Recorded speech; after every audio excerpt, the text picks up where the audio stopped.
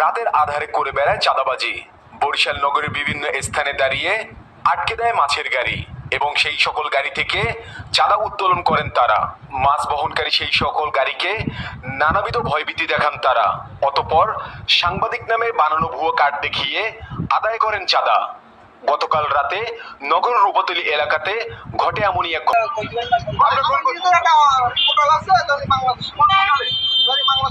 সেই পোর্টালে নিউজ হয়।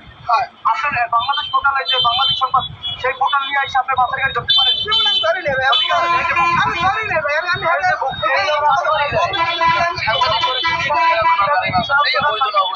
আমি তো ধরি না, বারবার বলতেছি আমি ধরি না।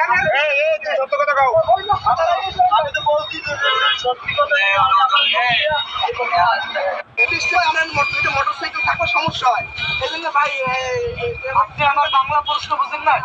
আপনি তার মাছের গাড়ি আপনি ওখান থেকে এসে, আমি তো বারবার বলতেছি মাছের গাড়ি ধরি না, সে তো বলতেছে আমি তো বলি না, আমার সাথে লোক আছে ভাই। আপনার কি বর্ষা অধিদপ্তর দিচ্ছে তাকে গাড়ি আটকানো